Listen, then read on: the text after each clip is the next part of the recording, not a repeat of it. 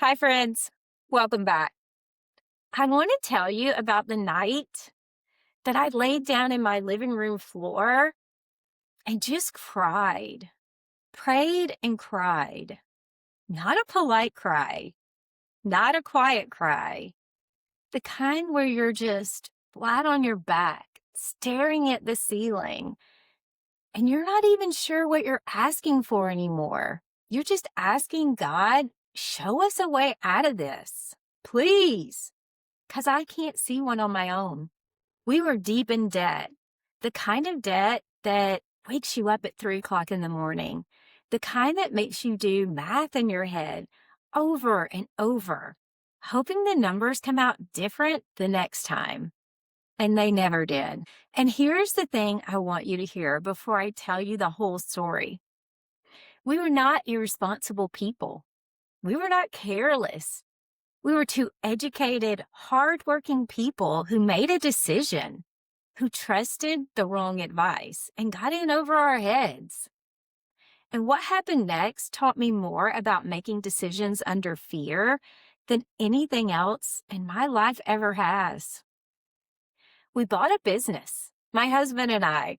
We believed in it. We believed in ourselves. And we believed in the people who sold it to us and told us that they knew exactly how to run it.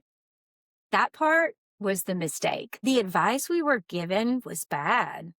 We followed it anyway because we didn't know enough yet to know that it was bad. And by the time we realized what was happening, the debt had grown to a number that really felt unsurvivable.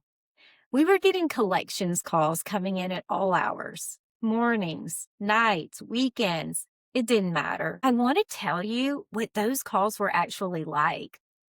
Because when people say collections calls are stressful, they're not capturing it all. These people screamed at us. They called us lazy. They called us stupid. They told my husband, a good, hardworking man, that he was not a good provider, that he should be ashamed of himself, that we were failures. We were making payments on everything. We were not hiding. We were trying to work it all out. And they treated us like we were criminals. I remember thinking, I have 2 degrees. I have a career that I have worked many years to build.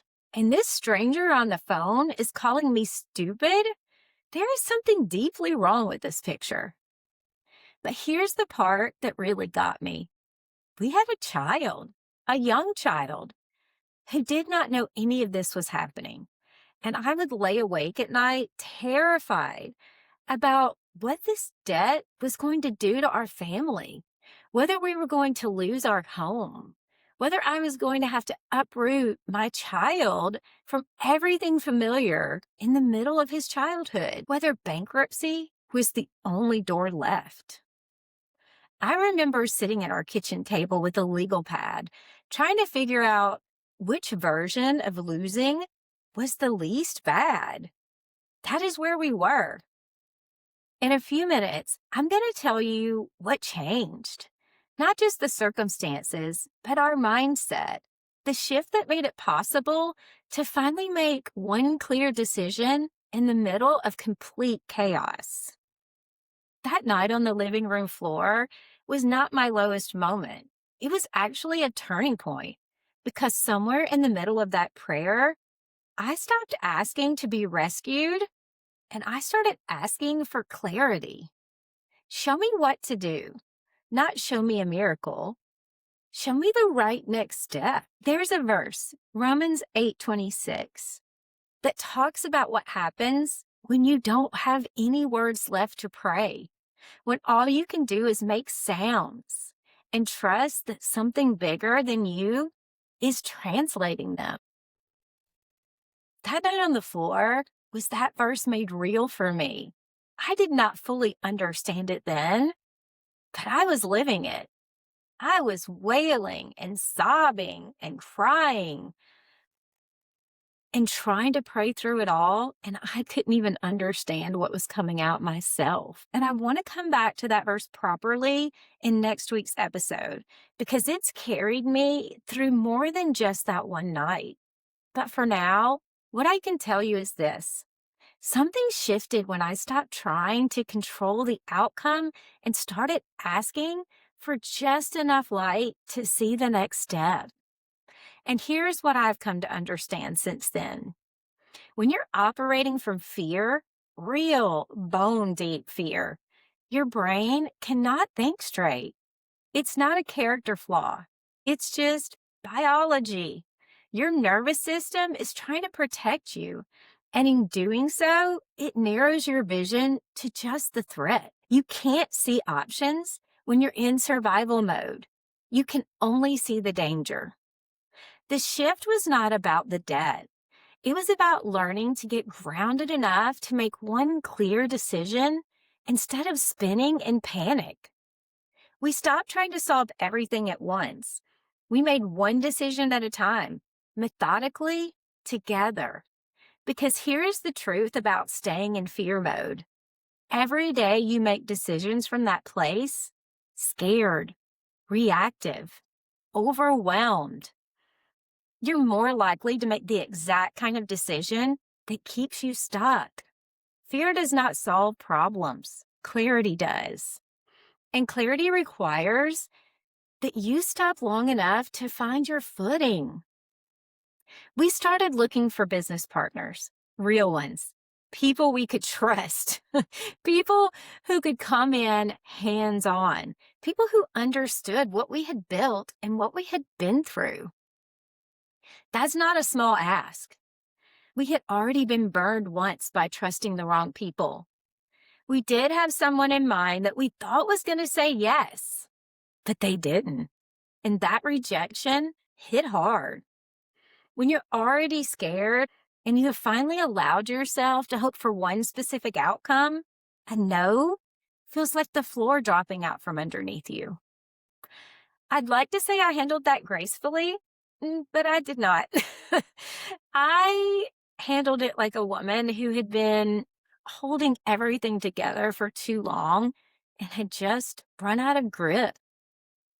And then we found the right people. We found partners who were exactly what the business needed. Good people, people who knew, people who could be trusted, and they turned it around. I want to be honest with you. We did not snap our fingers and make it all go away. It took time. It took work. There were still hard days after we found the partners, but the direction changed. And direction is everything when you've been lost. I admire most about my husband through all of it, and I mean this, is that he absorbed things that would have broken a lot of people. He was called things no person should ever be called, but he kept showing up. He kept fighting for our family, and he did it quietly without making me carry his fear on top of my own. That's the kind of partnership that gets you through things. Not the absence of hard things, but the presence of someone who refuses to quit. So here's what I want you to take from this. Not the debt part, but the decision part. When you're in the middle of something overwhelming, and I mean really in it, not just stressed, but genuinely scared, your first job is not to solve it. Your first job is to get grounded enough to think clearly. Here's how I do that now. When I am spinning, I ask myself 3 questions. What do I actually know for certain right now? Not what I fear, but what do I know for certain? The second question is, what is the next right step? Not the whole solution, just the next step. And who do I trust enough to think this through with me? 3 questions. That's it. Not a 12-step plan, not a complete solution, just enough clarity to take one step forward instead of just standing frozen in the middle of the fear. Because here's what staying in overwhelm actually costs you. It's not just the problem itself. It's all the time you spend not solving it because you can't think straight enough to start. Every day in the spin, is a day the problem stays exactly the same size. We were deep in debt. We were scared. We were called things that had no business being said to us. We almost lost things that mattered way more than money. And we found our way out, not because we were lucky, not because it was easy, because we got quiet enough to hear the next right step, and then we took it. Whatever you're carrying right now that feels unsurvivable, I want you to hear this. You do not have to solve all of it today. You just have to get grounded enough to find the next step. That's the whole game. So drop a comment and tell me this. What is one situation in your life right now where fear is making it harder to think clearly?